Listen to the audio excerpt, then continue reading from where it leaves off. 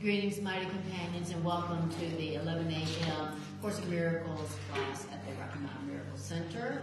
I'm Anna Kujawa-Quinn, and I will be your host for the next hour and a half. Miracles host. All right, so let us start by closing our eyes and taking a breath and just allowing our minds to become present to the power and the peace and the prosperity that is present in the present moment. All the miracles of healing and joy and grace that are just waiting for us right here, right now, where we are. This holy instant do we give to you, Spirit of truth, Spirit of healing. Be you in charge. For we are certain that your direction does bring us peace. We thank you, Spirit, for this opportunity to join with our mighty companions here in the Miracle Center and all over the world in listening to the truth that we share together and being healed by it together. Thank you for this opportunity, Spirit.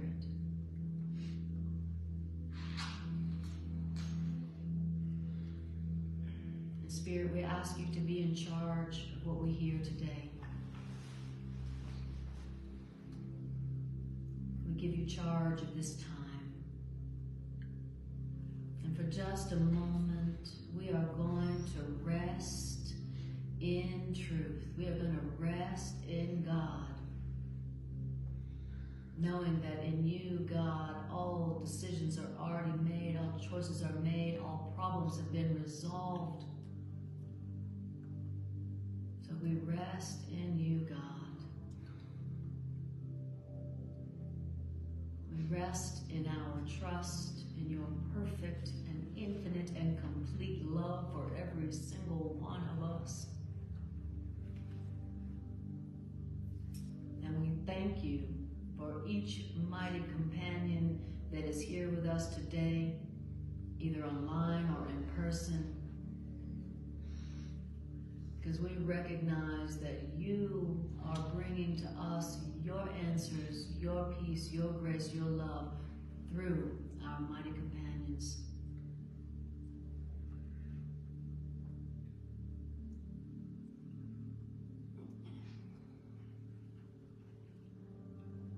Just breathe a moment more, feeling the peace and the presence of the present moment.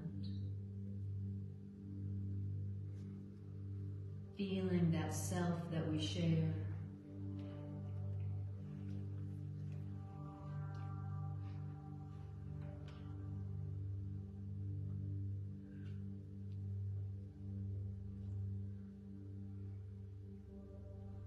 Beautiful. And to that we say amen. All right. Beautiful. Welcome, you guys. Welcome out here on this beautiful Sunday. It's a miracle when anybody comes indoors on a day as gorgeous as today. So thanks for being here. Thanks for bringing your bodies here when you could be out playing in the sunshine or watching online. So thank you. We appreciate it. Okay, guys. Well, I did the random number generator prayer this morning when I was in meditation. And what came up for us to do was a section, it is chapter 27, section 2. And in the blue book, it is called, let's see if I can recall the title in the blue book. Is healing frightening? Is healing, isn't that an interesting question? Section 2 says the fear of healing. Oh, sorry, the fear of healing. That's the first line, is healing frightening? Oh, yes. So it's the fear of healing in the blue book. The original title is Proof of Innocence. Isn't that great? We're going to talk about Proof of Innocence. That's the original dictation title. So 27.2 in both editions. Hi, dear. Welcome. Come on down. Thank you. And welcome you guys on Facebook. Lovely to see you and see your names and feel your presence. Hi, Diana. Lovely. Diane says, oh dang, that's a deep question. Is healing frightening? Isn't that an interesting question? Is healing frightening? So what's the answer? The answer is, to many people, yes. To many, healing is frightening. Healing is frightening. How could healing be frightening? Yeah, to many, healing is frightening. Now, how in the world could that be that healing is frightening to many people? Well, because accusation is a bar to love, and damaged bodies are accusers. So, and I'll read you, I love this note from Robert Perry. In other words, healing is frightening to many because they want a damaged body that silently accuses their brothers of guilt. Ooh. As soon as I saw this, as soon as I read that sentence, I was like, maybe I shouldn't do this section today. And the Spirit goes, you always say that, Anna. So do the section. This is a challenging section, and it's a long section. So I'm going to try to just, as much as possible, just read as much of it as we can, because it says it all. And it has so much to offer in terms of healing. So if there's anywhere in your life right now where you need a healing, in particular a physical healing, but, body, mind, or spirit, but, because it's not, it's more specifically talking about the body, but wherever it is that you need healing today, bring this, apply this to that. And also, within anybody who's got some physical challenges going on today, knowing this is a way, just keeping this in mind as you keep them in mind, is a way of being a healing force or a healing energy in their lives, even if you never say a word, okay? Because not only are you going to hear about where physical sickness comes from, but you're also going to hear about what's the real source of real healing. How do you get a real healing? Where does a physical experience of healing come from? This section is going to tell you the problem, and it's going to give you the answer, as it always does. It's always telling you the problem, and then it tells you the answer. Okay? So keep that in mind as you listen today. All right. So it says, to many, yes, because accusation is a bar to love, and damaged bodies are accusers. And then I'm going to read the note again. It's so good. Healing is frightening to many because they want a damaged body that silently accuses their brothers of guilt.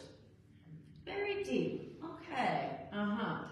Now, damaged bodies stand firmly in the way of trust and peace. Why? Because damaged bodies proclaim that the frail can have no trust because the damaged have no grounds for peace. Why is that? That's because who has been injured by another and could love and trust them still?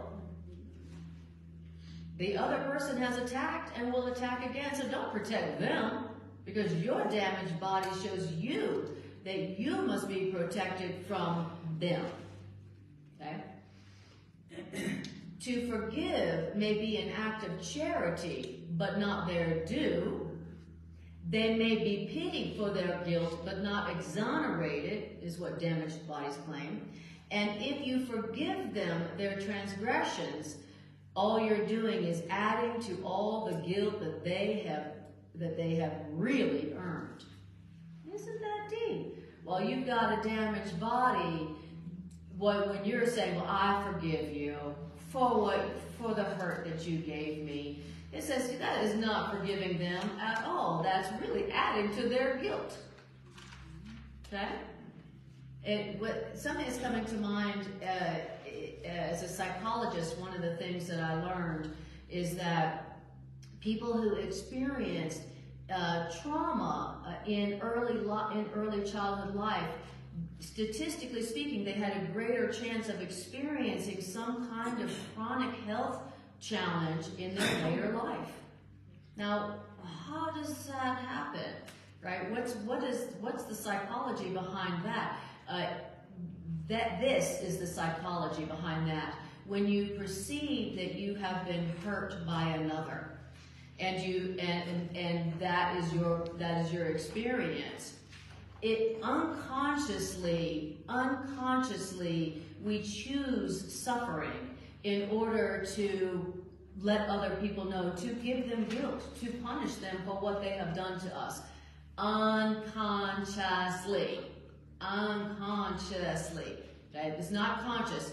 We know it's not conscious, or else you wouldn't have that statistic where early childhood trauma, later life chronic health challenges. Okay? So we are talking about something that's unconscious. Okay? Now you know that the cause of the physical suffering has to be unconscious, because it often, whatever we do doesn't seem to work. I tried this, I tried that, I tried this, I tried that, I tried that, I tried everything. But I still have this health condition. So that tells us that the cause of it is something that is unconscious. And Course in Miracles is really giving us a little tour through our unconscious mind. And it's very shocking. It's very startling to hear what's really going on in there. You know, our experience and form is showing it perfectly, but we don't see the connection until we learn. Okay? So, and remember, you don't have to believe any of this to use it. Even if you don't believe it, you can still use it for anywhere that you're experiencing a physical challenge. Okay? Beautiful. So, that was paragraph 1. So, any questions or comments on paragraph 1 before we go on? All right. Here we go. In other words, the unhealed cannot pardon. Why? Why is it that if you're not healed, you can't forgive or pardon somebody else? Because the unhealed are the witnesses that pardon is unfair. That's what the unhealed are witnesses for. The unhealed would retain the consequences of the guilt that they're overlooking. Yet no one can forgive a sin which he believes is real. So I'm going to say that again. No one can forgive a hurt that they believe is real.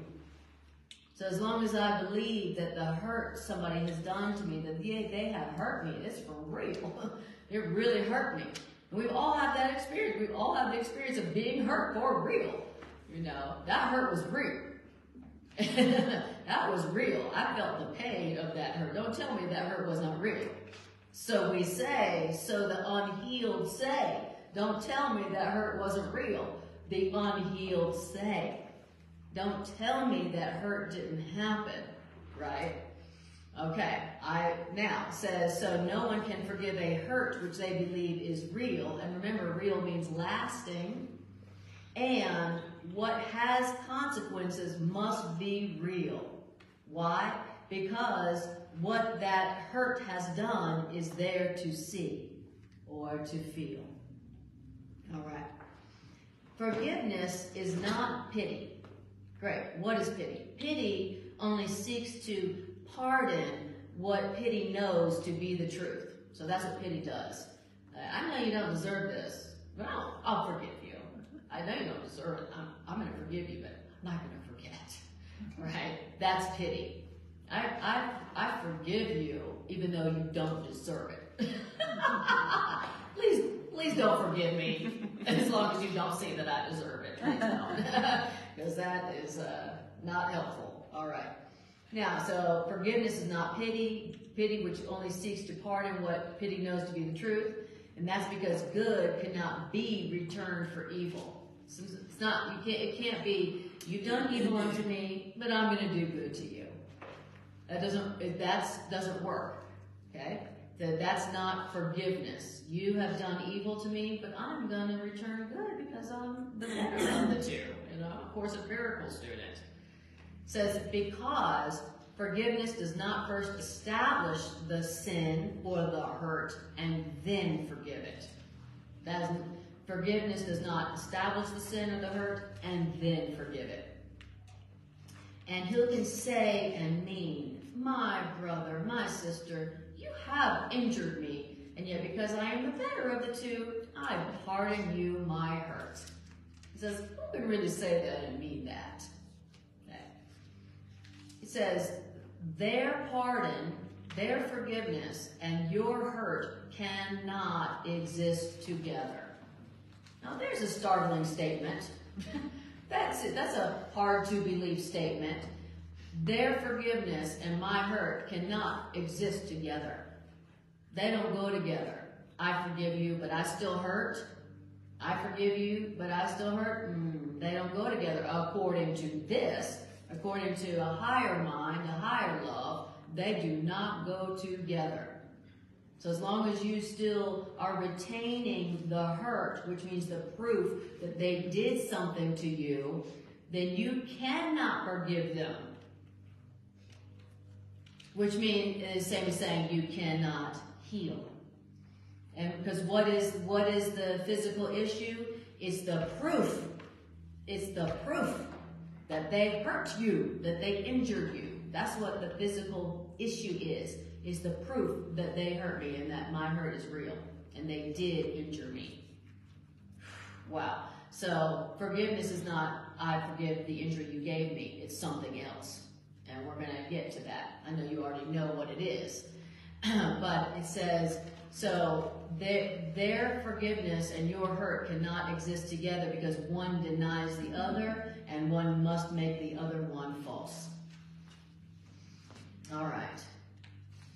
Questions or comments on that so far? Something Yes. you said Lady. when we did this before, I wrote down, it says, healing is forgiving your brother for what he never did. Yes, So if you think he did something, did he never do it? Well, the truth is that who you are cannot be hurt. That's what it's getting to. Okay. You know, so yes, the body can be hurt and killed. Indeed, obviously. But that doesn't mean that you can be hurt and killed. You can't be injured. So that's what they're getting to. Okay. It's asking us to, it's speaking to us from the level of our reality. So the truth is that I cannot be hurt. And even on a lower level, of a physical level, very often the injury that I feel that somebody has done to me really was my freedom and liberation in disguise. So you can even see it on a physical level where, you know, that person left me, oh, that injured me so much. I didn't realize at the time they weren't injuring me, they were setting me free. But I didn't realize it at the moment. That person wasn't hurting me, they were setting me free. Or they were showing me what I needed to see that I was holding unconsciously. So even on a physical level, you can get to that at some point, usually after some time. But immediately you can go, who I am cannot be hurt. I am not a body. I cannot be abandoned. I cannot be injured. I cannot be killed. I cannot be rejected. I cannot be abandoned. I cannot, I don't have a form to be misperceived. So, you can get to it immediately from that level, or often on a physical level, you'll get to it a little bit later. They didn't injure me, they didn't abandon me, they saved me.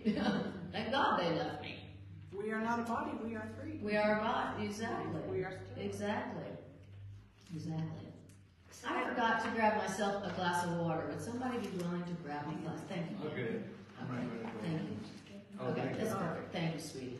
Thank you. So Anna, one other question I have, because when you have this physical pain, and you like when my back is hurting, but sometimes it's not, sometimes it is, Yes. what should I say, what do I say to myself to make that pain not be there, or to correct something is there anything you Absolutely. speak? Absolutely. Or is everybody coming to that? That's what the whole course is about. Is when you, and that's the best question. If you got back pain is Because I intermittent. haven't always had it, Yeah. so that's why I come in. Right. Well, what I hear the Course of Miracles saying is that the first thing we want to do is look for a grievance. Okay. Where is it that I'm holding a grievance right now? It shouldn't be too hard to find it all. Yeah. Who is it in your life who seems to be a real pain in the butt to you? Right. You know, who is the thorn in your side? So to speak. Back pain. Okay. Yeah, so to speak, you know. That's the question you want to ask yourself. You know, where's my upset? Where's my grievance right now? And so it could be with yourself, you know. But that's where you want to look first. Okay? And when you locate that grievance, you want to remind yourself that I cannot be attacked.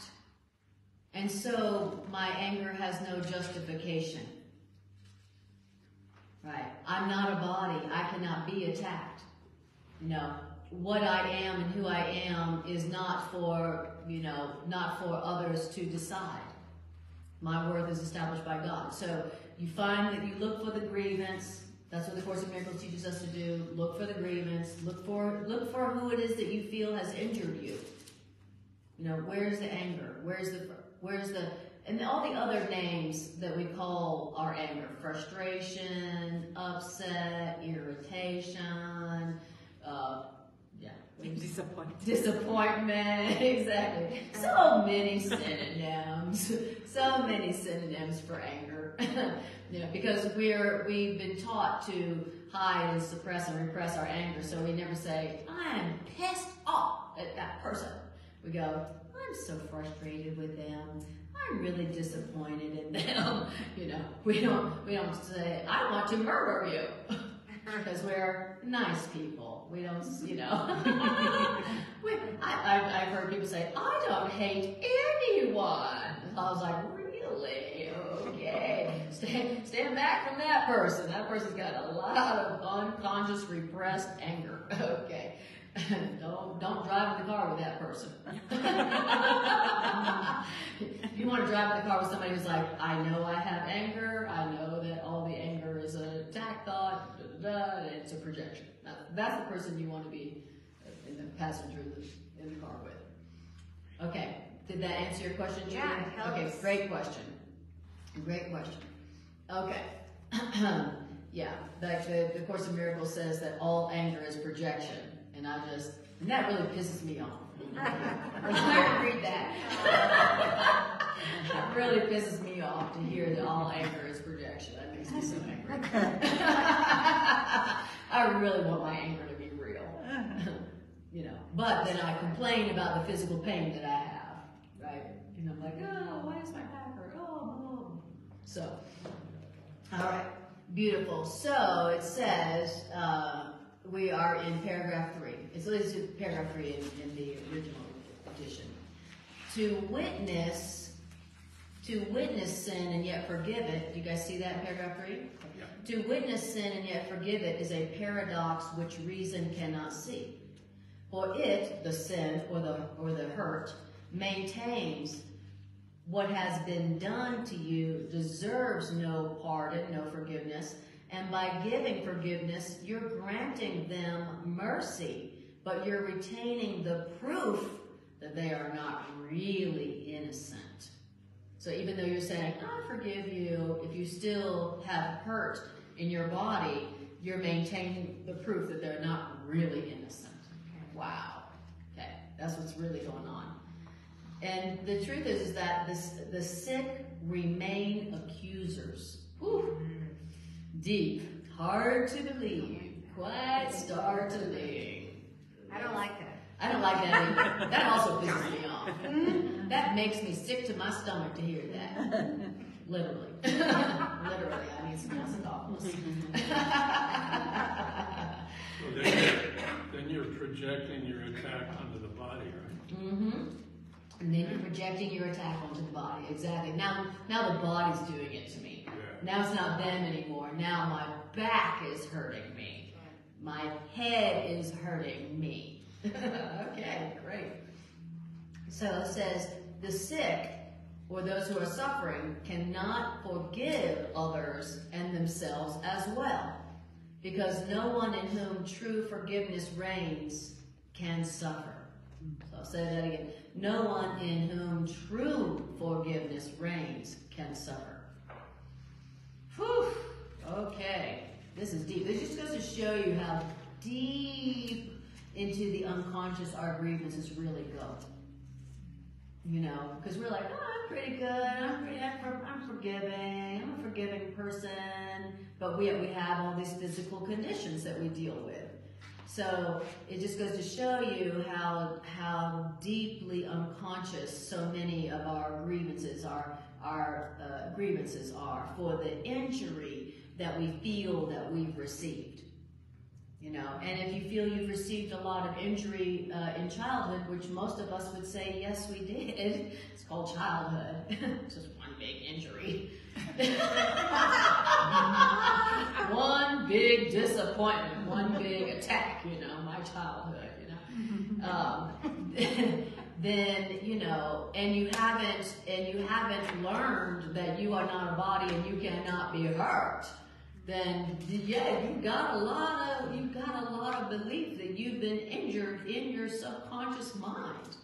You know, if you haven't done the work to go, I'm not a body, I can't be injured, then you probably have a lot going on in there.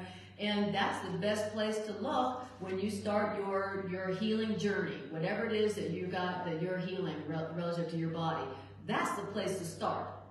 And then the Course in Miracles also says, but until you know how to use your mind and the truth to heal your body completely, then keep using the magical healing aids.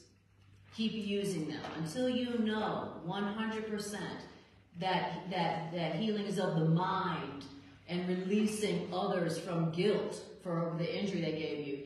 Then you keep doing the Course in Miracles or whatever, and then you keep using your supplements. You keep using your therapies. You keep doing whatever it is that you do that helps you physically to feel better. Okay? So Course in Miracles is advocating a compromise approach until the time which you know you can use your mind completely for healing. Okay? So don't forget, don't throw away all your supplements and stuff and say the Course in Miracles made you do it.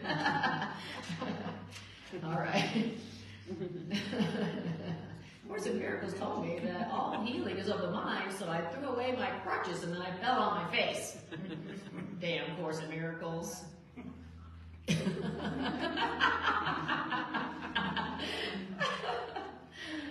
All right. Now, and then it says, so it says,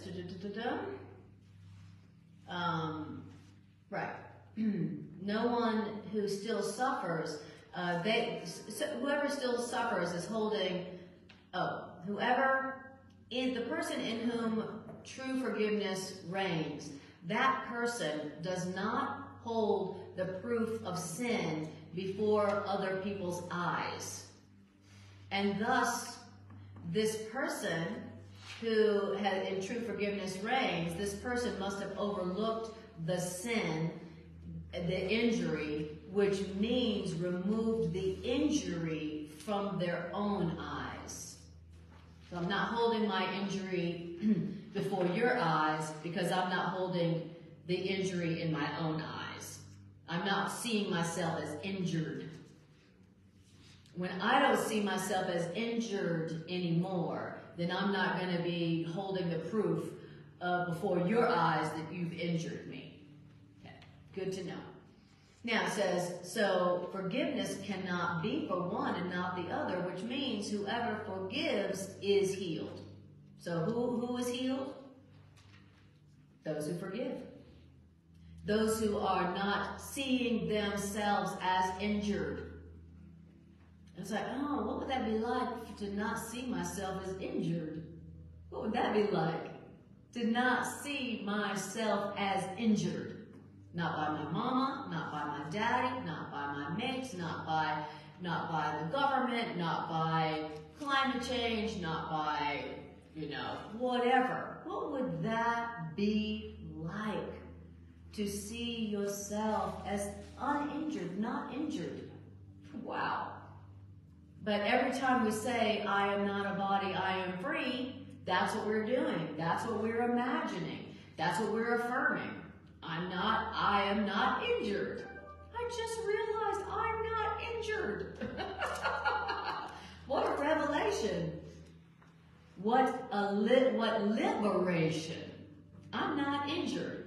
And any part of any belief that I've been injured, that I'm hurt, that is 100% a belief that I am maintaining only to make other people feel guilty. Isn't that deep? Isn't that hard to believe?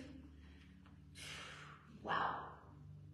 Okay, so my perception of being injured, my perception of having been hurt in the past is 100% a belief, a false belief that I am maintaining so that somebody will pay for that. And that's what the Course in Miracles says a special relationship is. I am injured. I'm now going to go find somebody who in some way, shape, or form reminds me of the person who injured me. I'm going to form a special relationship with them. I'm going to call it love. And then I'm going to get my revenge. And I'm going to call it love. Ew, that is so unromantic. Ew, I don't do that. And then all my former partners go, yes, you do. Yes, you do. You still got pain in your body? Yes. Yes, you do. Ew. Now, I think I'd rather just accept the truth that is telling me that I haven't been injured, I can't be injured, and so my grievances are unnecessary. That's real forgiveness. I haven't been injured. That's true forgiveness. You know, there's no forgiveness like, I've been injured, you did this to me, you know you did, everybody agrees that you did it. That's why you're in jail. and, you know, but since I'm a Course in Miracles teacher, and I'm, you know, and people are looking at me, then I'm going to say, I forgive you. That's not forgiveness. Forgiveness is, I've never been injured. I've never been hurt. All right.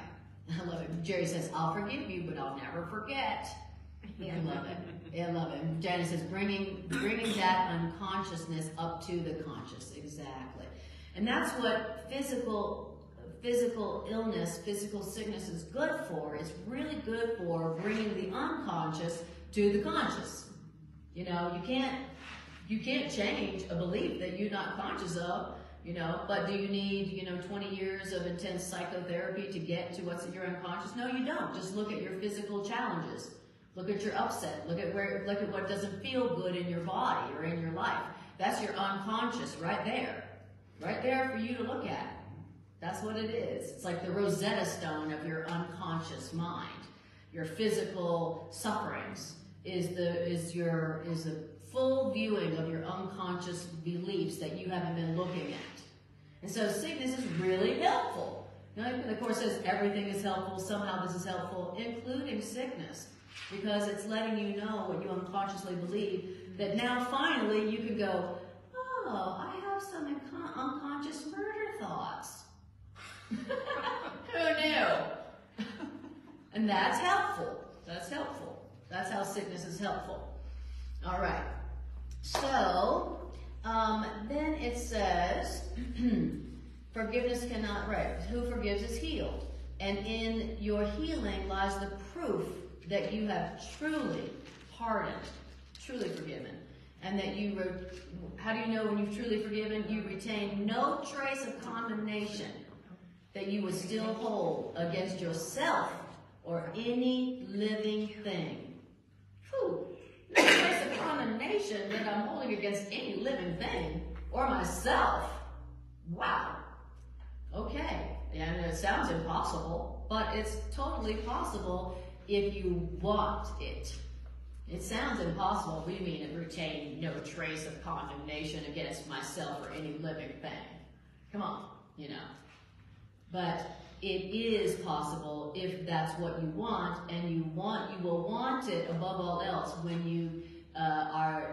you've reached your threshold for suffering, when you can't take it, and when you go, I just can't take it anymore.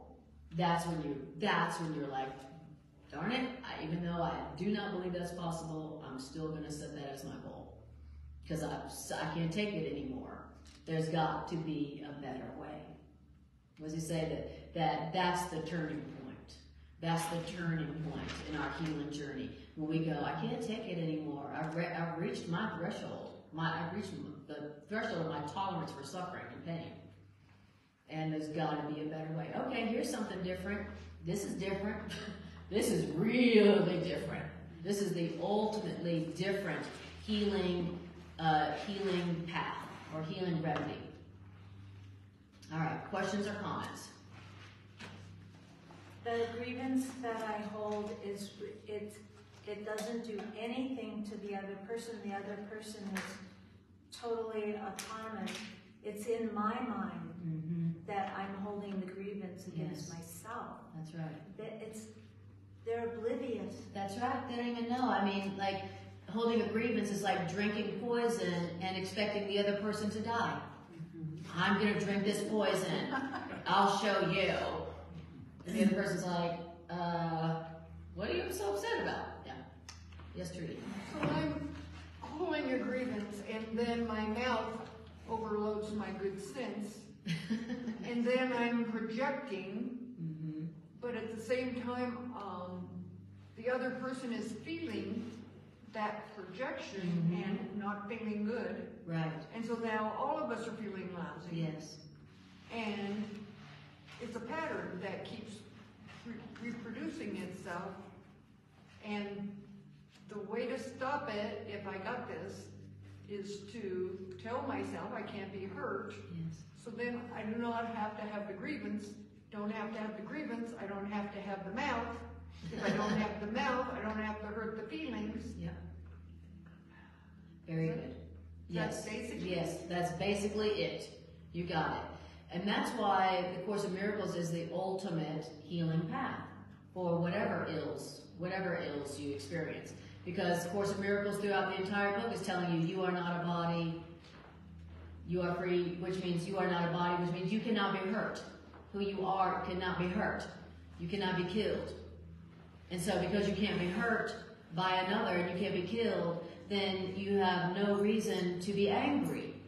You have no reason, there's no good justification for anger. And so literally the entire book is telling you the truth about yourself, that you can be hurt, where literally, so every time you're reading and trying to accept an idea of the Course of Miracles, you are literally taking the best medicine there is. Course of Miracles represents the best medicine, the only remedy for healing that there really is, the only real cure. Was that only salvation can be said to cure? Only truth can be said to cure. Fill in the blank. Only truth can be said to cure. Fill in the blank. Whatever it is. Wow. And yes, because of the length and the depth of the programming that we have been programmed with, you're a body, you can be hurt, you can be injured, your anger is justified. The depth and the breadth and the length of the programming that we have been receiving as humans makes it seem like it makes it seem like it takes so long. Doesn't it seem like it takes so long? Doesn't it seem like I've been doing this for so long? And I still have this condition. Yeah, that's not because you're a poor learner. It's just because it just takes a while. The programming, what you are programmed with when you are a child, it goes so deep into your unconscious mind that it takes a while. And the Course of Miracles says that. Yes, you could have instantaneous. You can have a holy instant where you accept the truth completely in 1 second and then change your life in the next, you know. But it says for most people, it's a fairly long, gradual process. So, but the thing that slows that process down is guilt. So, you know, the temptation is to feel guilty. I've been doing this so long. Why do I still have this physical condition?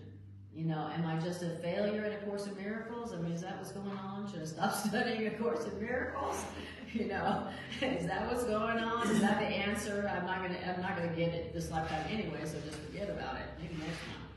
The answer is don't give yourself guilt. Realize that for most people, it's a gradual process of unbrainwashing, of deprogramming. That takes a while.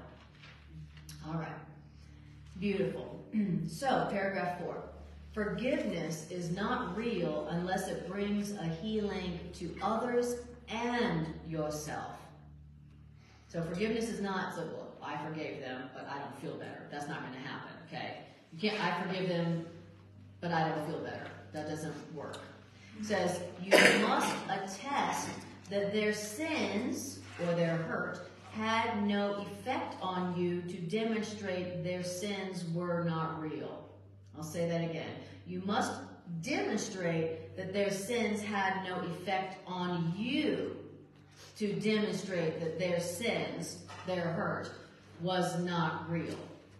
Okay? I can't say your hurt was not real, but yet I retain the effects of what you did. Okay? And yes? Mm-hmm. Okay, and how could their innocence be justified unless their sins have no effects to warrant guilt? Right, they can't really be innocent while their sins, their injury still has effects on you. The truth about sins is that sins, if it was real, is beyond forgiveness, just because sins would entail effects which cannot be undone, which means overlooked entirely. So that's what sin is. Sin is the belief that they could do some kind of injury to you that can't be undone. That's what a sin is. You could do some injury that can't be undone, that will be forever hurting in their effects. That's what sin is. That you could do some injury or they could do some injury that could not be undone, and the effects cannot be overlooked entirely. That's what sin is. This can't be fixed. What you did can't be fixed. What I did can't be fixed. Can't be undone or overlooked entirely. And so that's what it means when it says sin is beyond forgiveness. So in the undoing of sin or the injury lies the proof that the injury or the sin were merely errors. So, given all that, let yourself be healed so that you may be forgiving, which means offering release, salvation to others and yourself. Okay? That's the instructions. Let yourself be healed so that you may be forgiven, so that you may offer healing to others and to yourself. So, let myself be healed means let yourself accept that you have not been hurt. You cannot be hurt. You cannot be attacked. You cannot be hurt. You've never been hurt. You've never been touched by anything but love. That's what it means to say, let yourself be healed. Wow. Wow. Isn't that deep? It says, a broken body shows the mind has not been healed. Mm-hmm. Wow. And a miracle of healing, a healed body, proves that the separation or the injury is without effect. Wow. Wow. Okay, beautiful. And paragraph 5. And what would you prove? What you would prove to them, you will believe. What do you want to prove to them? What are you trying to prove to others? That's what you want to believe. And so the power of witness comes from your belief, which means everything you say or do or think, but testifies to what you teach to them. And your body can be the means to teach that your body has never suffered pain because of them. How about that? I like that. That's a good reminder. Your body can be means to teach that your body has never suffered pain because of them. And in your body's healing, can your body offer them mute testimony to their innocence? Isn't that beautiful? My healed body, my healthy body is offering mute testimony to their innocence. See how innocent you are? Look, I'm healthy, I'm good. I'm not hurt, I'm not injured. Good I like that. That's a wonderful use of our bodies. That's a wonderful purpose. That's a healing purpose for our bodies. Now, your body's health isn't coming from the things we do externally for the bodies. The body's health is coming from the purpose to accept the truth about ourselves, that we are not our bodies and we can't be hurt or attacked. Okay? But then that's what makes your body healthy, and then your healthy body shows them silently that they are innocent. How innocent do you feel around somebody when they're suffering? Do you feel like, it's such a beautiful day, I feel so fabulous, it's just so great, I just love life, life is great. Is that how you feel when you're around somebody who's like, ugh, somebody who's suffering? Do you feel great? You know, it's hard to feel fabulous. And like, life is great when you're in the presence, especially if it's someone you love. You know, usually suffer with them. Yeah, that's what we call. That's what we call love. You know, this person is suffering. I love them. I'm gonna suffer with them. You know, thinking that if I could just join in their suffering, that I'll alleviate their suffering somehow. So in other words, people can't feel fabulous and feel like life is great in your presence while you are suffering. But when you are feeling great, then people easily are like, oh, life is good. Life is great. I love it. I love being around you where you're not giving me guilt. I love being around you because I don't feel guilty when I'm around you. I don't feel guilty for being happy. I don't feel guilty for being abundant. I don't feel guilty for having fun. I don't feel guilty for loving my life when I'm around you because you're happy and you're healthy. But when you're not happy and healthy, I am not going to feel great about having a great life when I'm around you. I'm going to be like, I'm suffering too. I'm suffering too. Yeah, we're all suffering. That's another reminder for forgiveness. Yes. And say more? What do you mean by that? Anytime my experience is not joyous, peaceful and joyous, no matter what the scenery appears to be, I need to pause and practice forgiveness. Beautiful. So whenever I'm not feeling good, I need to pause and practice forgiveness. Exactly. It's well said. Well said. Succinctly.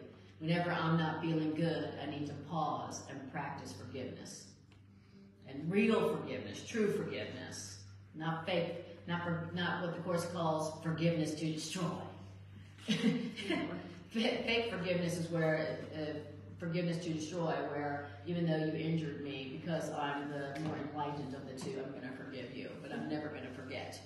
Okay. The Course calls that forgiveness to destroy. Okay. Beautiful. And it says, so in your body's healing, your healthy body can offer them mute testimony to their innocence. And it is this testimony to their innocence of your healthy body. Your healthy body can speak with power greater than 1,000 tongues. Because in your healthy body is their forgiveness proved to them. Wow. So I wouldn't have to say a word. If I have a healthy body, and I'm happy, I don't have to say a word to literally give testimony to their innocence without even saying a word. That's great. That would save me a lot of time and energy. Exactly. trying to convince people of their innocence. You'll need to do that. It says, a miracle can offer nothing less to them than the miracle has given unto you. So does your healing show that your mind is healed. Your healthy body shows that they have been forgiven for what they did not do. That's what your happiness in your healthy body shows them. And by your happiness in your healthy body, so are they convinced that their innocence was never lost and that they are healed along with you. Wow. Beautiful. Okay. Questions or comments? Yes, buts. Any yes, buts? Yes, but you don't know my mommy. You never met my mother. You never met my father. Yes, but they did. If you saw what they did, you would know that injury was real.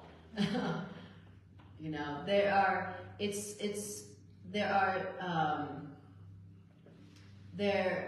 our temptation is to believe that some injury really is real, especially when we're talking about like injury that we received as a child.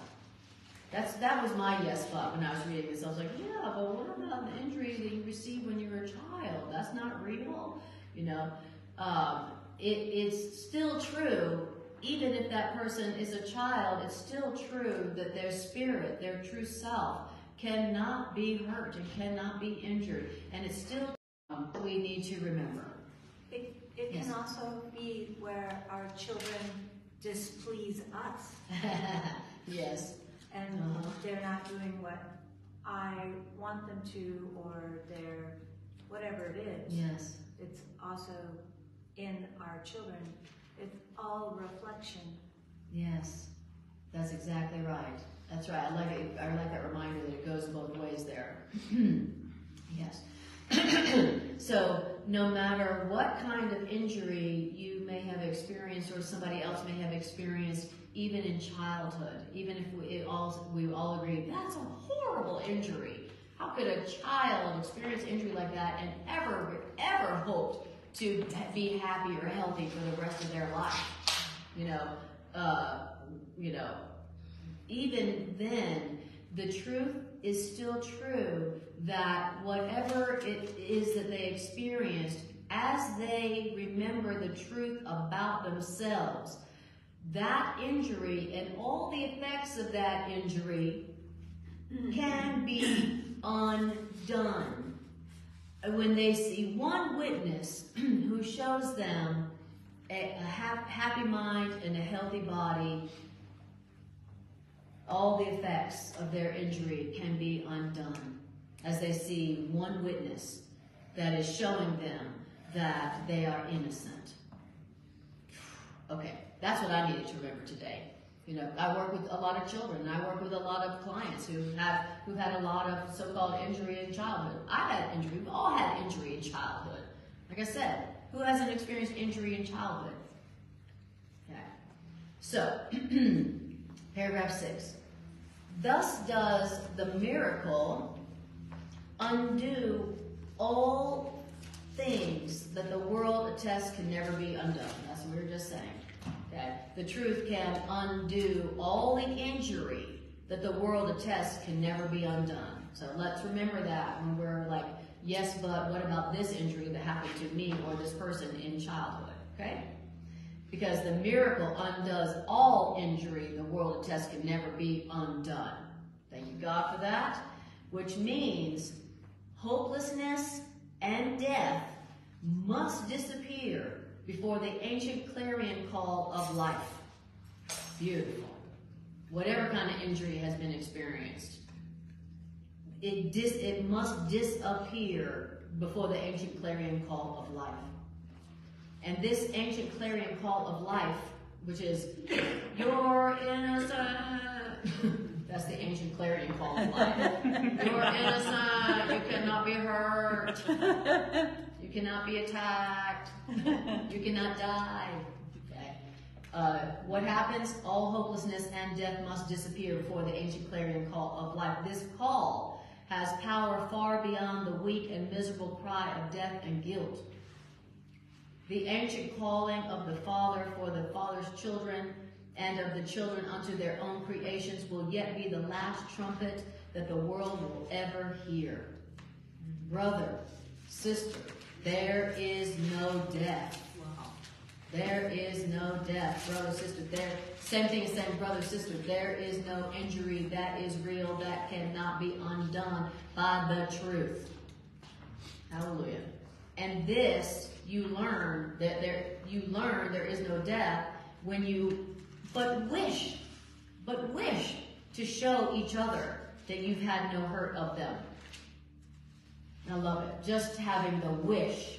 You learn there is no death when you just wish to show others that you have had no hurt of them. So I love that. That's great. So all we have to start with is the wish, because that's all we can do right now. I wish that I could show you that I've had no hurt of you. I'd like that. I wish that I could show you that I've had no hurt of you. Okay. And so notice that saying a wish is different than a like, I know I don't want to show you any hurt that you've given to me. So it's a wish. I wish to show them that I had no hurt of them. That's how we start. So we're not starting with total complete belief. We're starting with the wish, the motivation, the desire. We're just starting with the desire. I desire, it's my desire in this holy instant to show that I've had no hurt of you, my brother, my sister, okay? And it's just from the wish, you learn there is no death? That's pretty good. That must be damn powerful. That wish must be really powerful. I wish to show you that I've had no hurt of you, is what shows me that there is no death. My brothers and sisters, our brothers and sisters, they think that our blood is on their hands. And so our brothers and sisters stand condemned. But it is given us to show them by our healing that their guilt is but the fabric of a senseless dream. Wow. You know, you see the suffering of people around you. We see the suffering. We don't realize that they're suffering because they feel that our blood is on their hands. Mm-hmm. You know, we think they're suffering because they had a tough childhood. You know, it says they think that our blood is on their hands. That's why they feel guilty. And that's why they're suffering. That's what's going on with them. And it's given us to show them by our healing that their guilt is but the fabric of a senseless dream. Yeah, when you're feeling good, people don't feel guilty in your presence. They don't feel like, oh, I should have been a better person. I should have been a better friend. I should have been a better partner. I should have been a better daughter. I should have been a better son. I should have been a better I wish I'd been a better person. Okay. When they encounter your suffering, what happens is their guilt is triggered. You know, I should have been a better this. I should have been a better friend to them. I should have been a better partner to them. I should have been a better. You know how that goes, right? Okay. So, paragraph 7, it says, how just, which means how fair are miracles. How are miracles fair? Because miracles bestow an equal gift of full deliverance from guilt upon them and you. That's what miracles do. Okay? So your healing saves them pain as well as you. Which means you are healed because you wished them well. I am healed because I wished them well. That's how miracles are fair. It's equal. What I wish for you is what I am wanting for myself.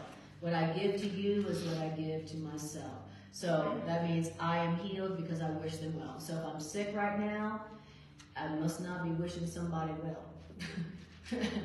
That's not hard to locate.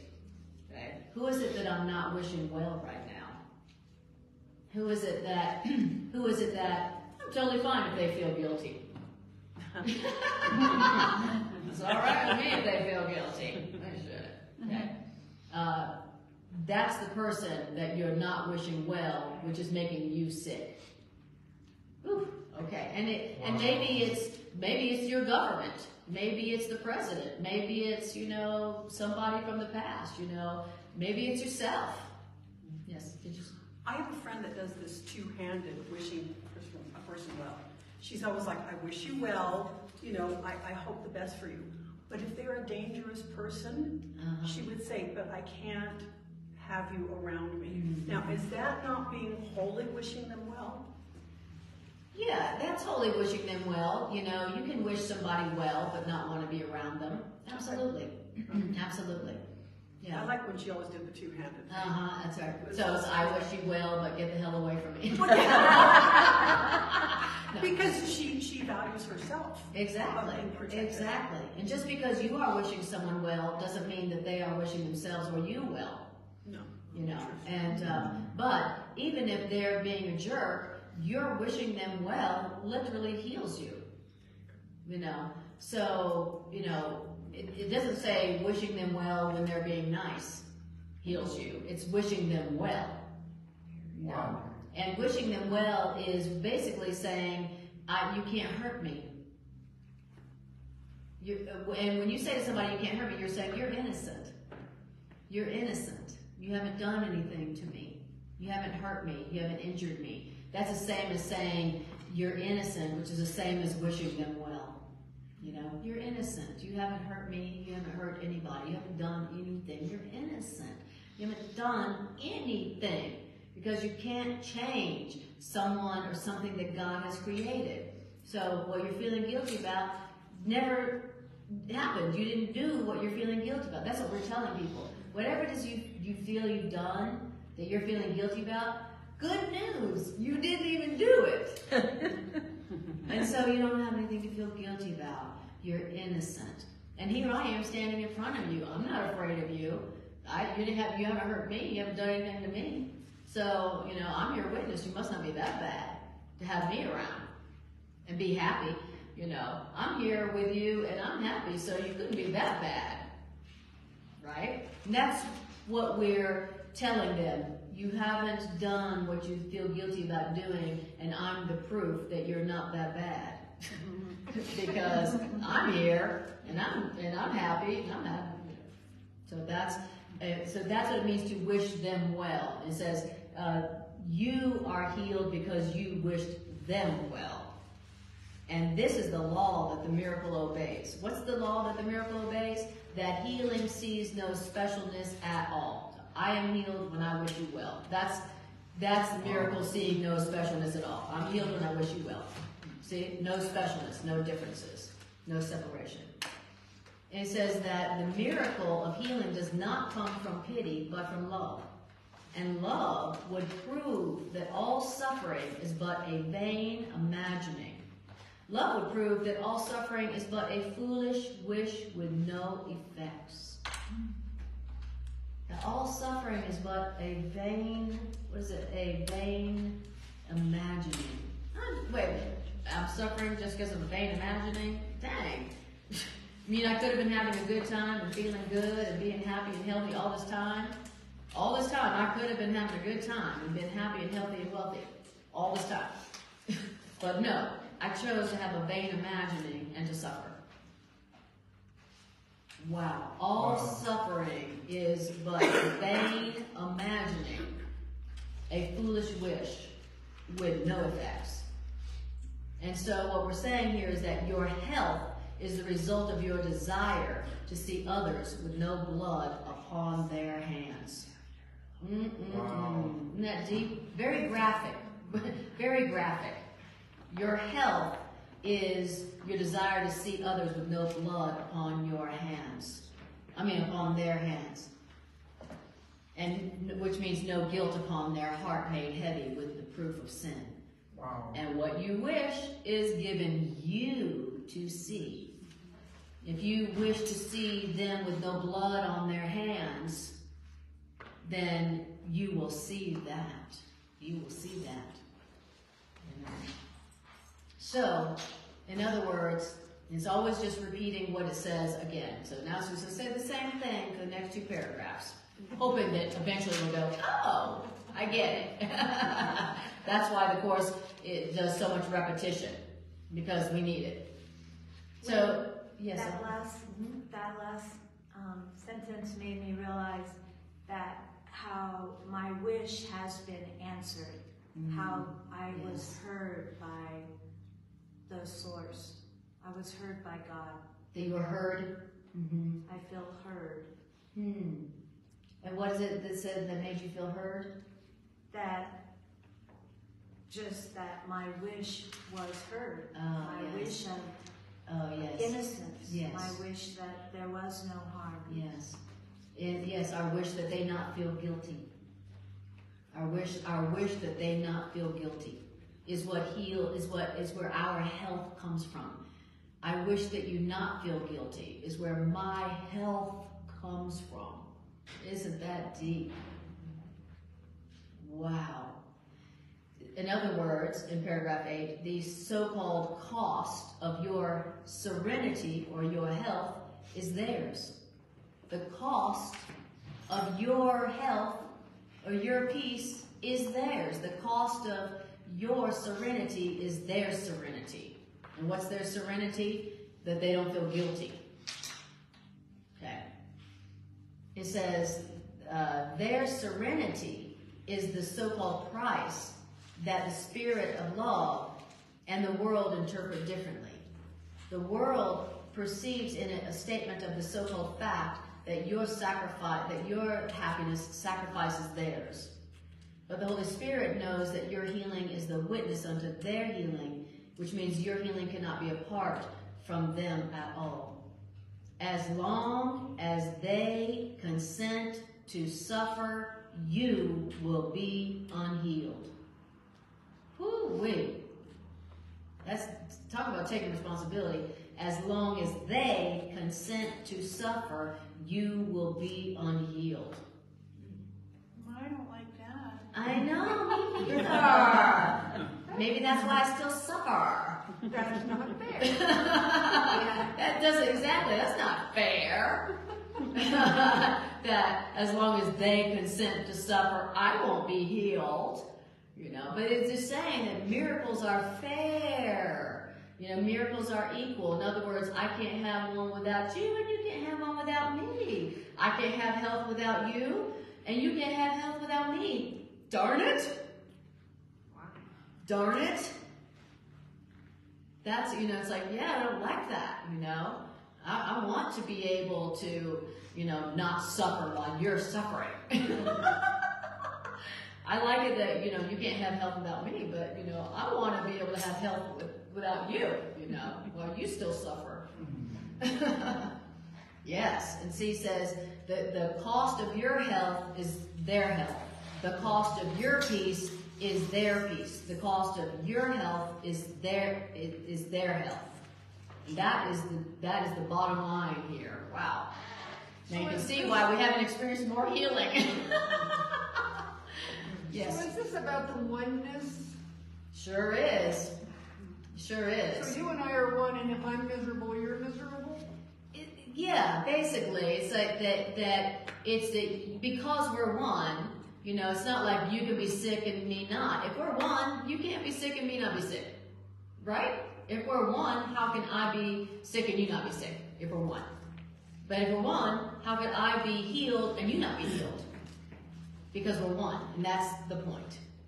Yes. That's where the Course says, when you are healed, you will not be healed alone. When I am healed, I will not be healed alone. And when I'm sick, I'm not healed alone. That's for damn sure. When I'm sick, I'm not sick alone. You know, the sick are merciless to everyone. So when you're sick, so is everybody around you. Yes, Carolyn. I'm a bit confused because the oneness is really, we're one in our mind and spirit, but we see all these separate bodies. That's our projection. Right. So sickness and healing is really Yes. But it's like, it's like the Course in Miracles reminds us about how when you're in a relationship, it's impossible that what one person experiences, the other person doesn't experience right along with them. And we all know that from being in a relationship. When the person you live with is in a bad mood, it's hard to be happy. In other words, because we're one, what that person experiences that you're in a relationship.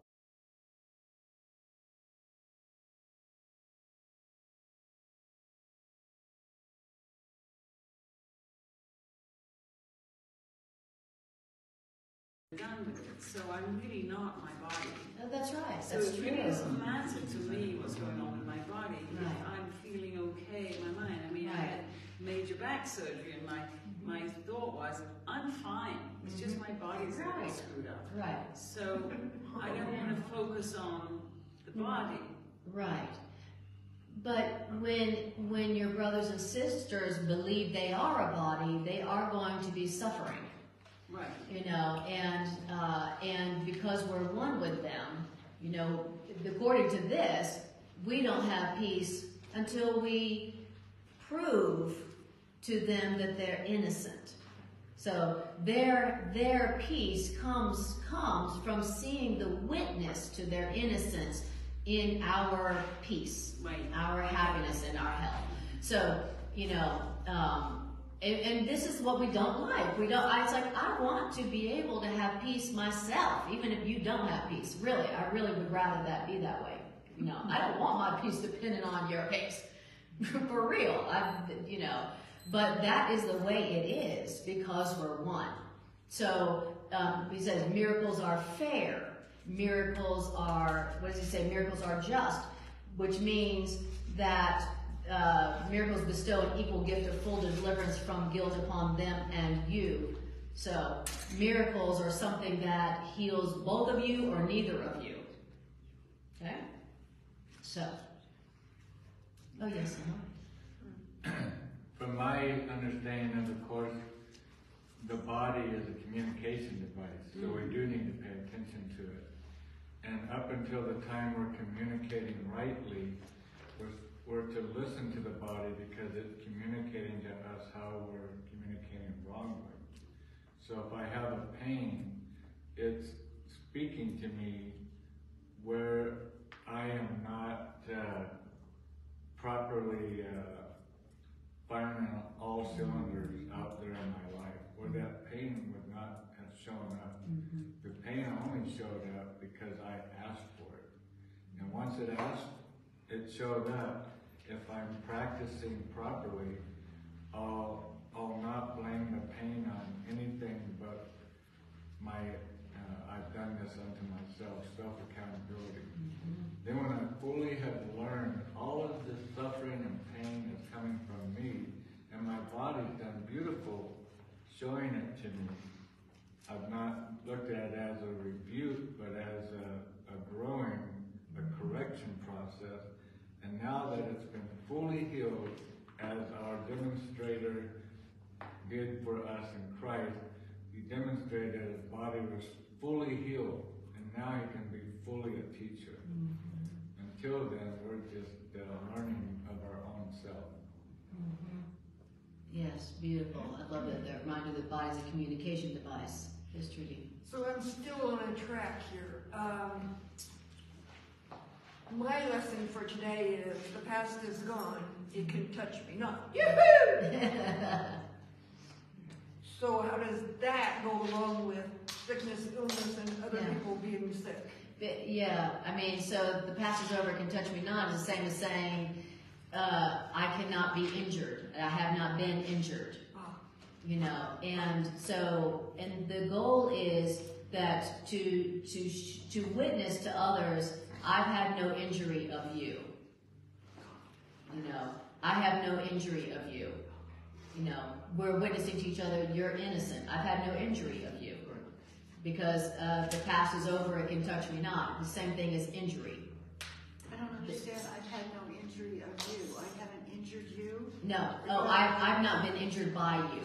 So the goal here, our health comes from saying you are innocent. I've had no injury of you. You haven't hurt me.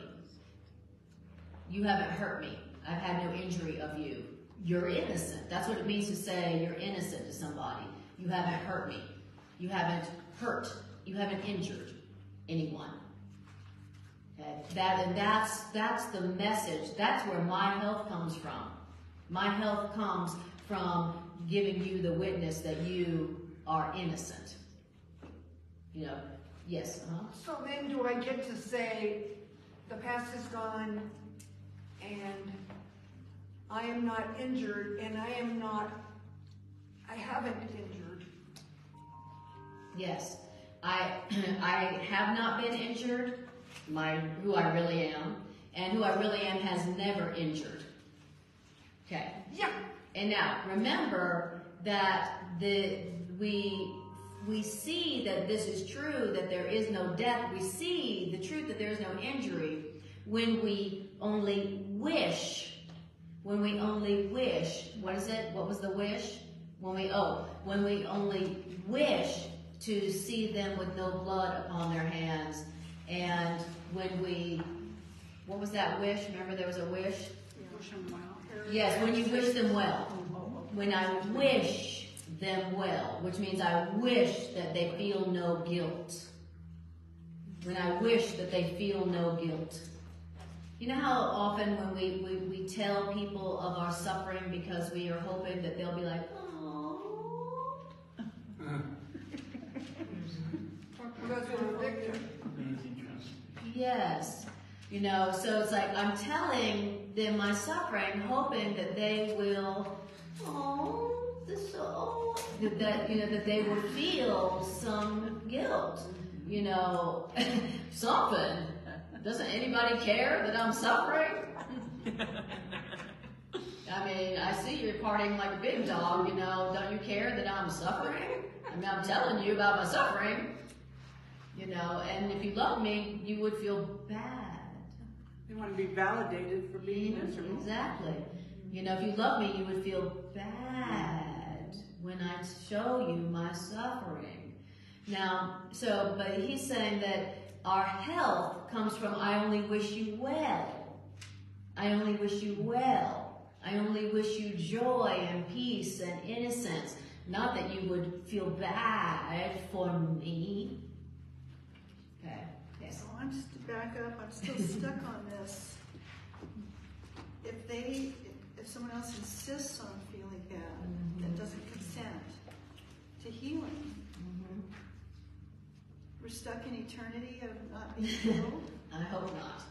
No, it's just a reminder that you can't be healed alone. That healing comes from your desire to release people from guilt. That's what it's basically saying. You know, that's where your health and healing comes from. Is your desire to release people from guilt, which is where their suffering is coming from. You know, we as teachers realize that their suffering is coming from their feeling of guilt. And so our desire with them, our wish for them is always that they just don't feel guilt. Don't feel guilty. Don't feel guilty. Don't feel guilty. Don't feel guilty. Don't feel guilty. Don't feel guilty. Okay. That's the basic. That's what it's basically saying. Okay? It says right after that sentence, it tells you what you can do. Yes, exactly. So if you go on to sentence 6, it tells you. Paragraph 8. Paragraph 8, yes. Of paragraph, of which paragraph? Paragraph 8, sentence 5 is, as long as he consents to suffer, you will be unhealed. Yes. Paragraph right. 6 starts with, yet you can show him that his suffering is purposeless and wholly without cause. Yes. How do you do that? Show them your healing. Because when you show them your healing, they will consent no more to suffer. Because their innocence has been established in your sight and theirs. And then what happens after that? Laughter! Yay! Finally some laughter! Woo! Then laughter will replace your sighs, your suffering. Because we've remembered that we are God's child. Okay. So once we've shown them that they're innocent, we've shown them their healing, demonstrated that they're innocent, then what happens next? Laughter. Laughter. While what? While we're remembering, oh yeah, we are God's child. We are not our body. We are a spirit. Okay? Beautiful. Oh yeah, I'm not my body. Oh yes. Ha ha ha ha. Ha ha, I can't be injured.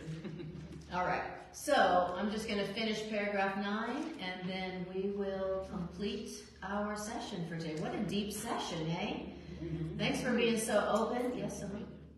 Yeah, it's really good. Oh, thank you. Right on. Thank you. I'm so glad that, I looked at this section, I'm like, this is a really deep section, and my ego is like, this is the stuff this is the major yes but of the course. This is like, if there's going to be any section that brings up yes buts, this is one of them. Come on. And so I was like, I had a little resistance, to sharing this today. That's why I do the random number generator, so that I'm not picking, So, paragraph 9. Who then fears healing? Okay? Who is it that fears healing? Only those to whom their brothers and sisters' sacrifice, which means pain, is seen to represent their own serenity. Ooh. Who fears healing? Only the person who sees that their suffering somehow makes me feel better. Ugh. So is that me? I guess that's me. I don't get it. Okay. So are they being a Yes, martyr if they suffer? Yes, the person who fears healing is the one to whom other people's pain seems to represent their own serenity. So it's like, well, I'm glad I'm not them. Yeah. Or the their pain makes you go, whoa, I've got it pretty good. Unfortunately, that's me, So that's the one who fears healing, the one who sees that, who perceives that somebody else's pain represents your peace. The amount that they're suffering reminds me of how good I really have it. Okay. Or just in our relationship, it's like, I'll feel better if you feel guilty. If you would just feel guilty and change, I'd be happy. I'd have serenity and peace. Come on. Right? That's somebody who sees somebody else's pain to be their own peace. If you would just feel guilty about what you did, about how you hurt me, I'd feel better. I'd have peace and serenity.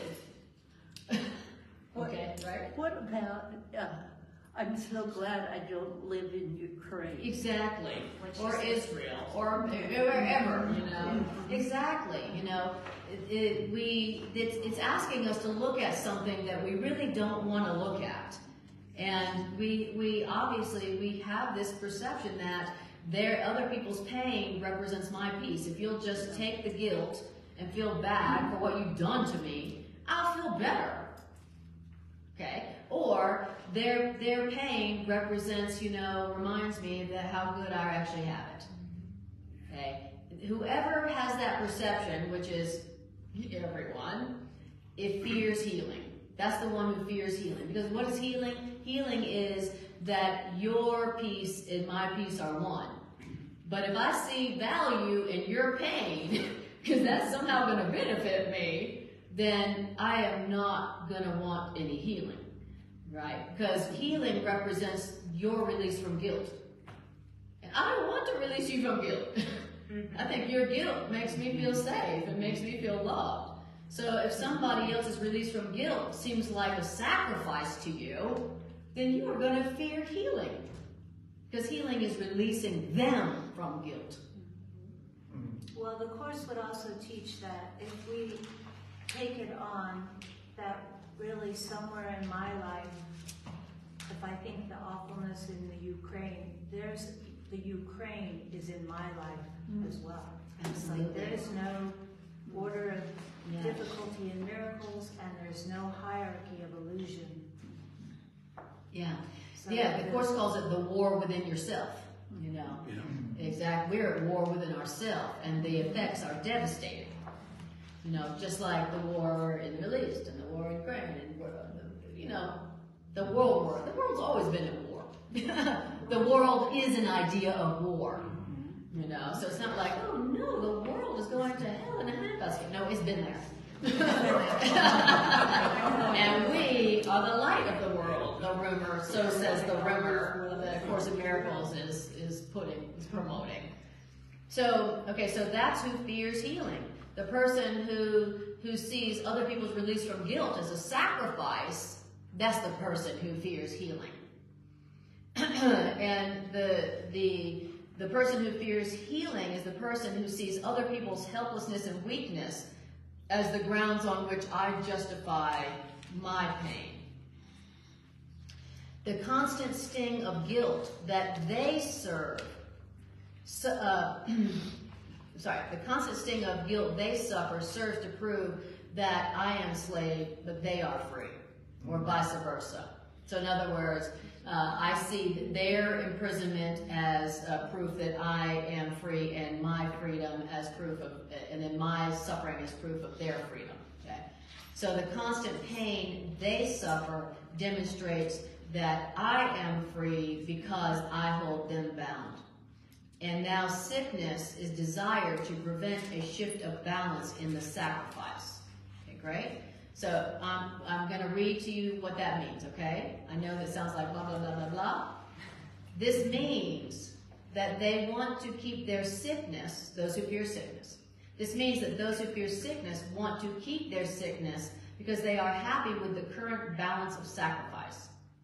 Their sacrifice, being sick, requires others to sacrifice by feeling guilty. So their sickness costs them. My sickness costs me, but my sickness seems worth it if I can thereby purchase what I really want, which is other people's guilt. Ooh, this sickness is worth it, honey, because I get to purchase other people's guilt. This sickness is worth it because I get to make other people feel guilty. Yeah. And who's going to do what I want them to do if they don't feel guilty? Who's going to do what I want them to do? Who's going to let me manipulate them if they don't feel guilty? So my sickness is worth it, baby.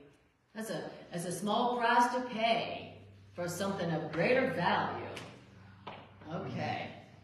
However, if I am healed, then other people are off the hook. See that? If I'm healed, everybody's off the hook. If I'm healed, nobody's going to feel guilty for anything about me. So my health seems to let them off the guilt hook. That's why I fear healing. I don't want to let people off the guilt hook. Okay? And so now, in my healing, I have lost what I valued, which is their guilt. Well, now they're set free. Now there is no balance at all in the sacrifice. Okay, they have sacrificed, I have sacrificed my guilt, and I've sacrificed nothing. Okay, so because remember, the question is who fears healing? Okay, and so if your guilt seems to be, if my sickness gets you feeling guilty, then I'm not going to want healing. I'm not going to want the healing that's going to let you off the guilt hook. Ooh, wait. Who am I not wanting to let off the guilt hook right now? That's who I am making myself sick for. Okay. I know. Yes, I was, but I'm reading the note from Robert Perry. Okay. And then, then it says, how could the Holy Spirit be deterred an instant, even less to reason with an argument for sickness like that? And need your healing be delayed just because you pause to listen to insanity? What you heard me just saying and reading is total insanity. That's our total insanity, okay? I want to stay sick and unhappy and unhealthy because that keeps you feeling guilty and enables me to manipulate you and get you to do what I want. No, that's a total insanity. And the last sentence just said, but don't worry, that that level of insanity is nothing to Holy Spirit. The Holy Spirit isn't deterred in it for a second to listen to that insanity. Holy Spirit isn't like, God, that's really insane. That's horrible. You're really messed up. Okay? Holy Spirit is not upset or worried that you are that insane. Thank you, Spirit. Spirit's not deterred an instant by that level of insanity within us. Neither need we pause a moment to worry or to listen to such insanity. Beautiful. Let's take a breath on that one. We actually finished an entire section. That is some kind of Course in Miracles miracle in my world. Especially that the section's so deep. Okay. Let's do the love offering and also any other questions and announcements.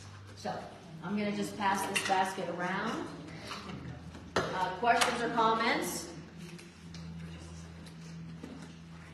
Well, I peeked ahead and it said, don't try to be the corrector.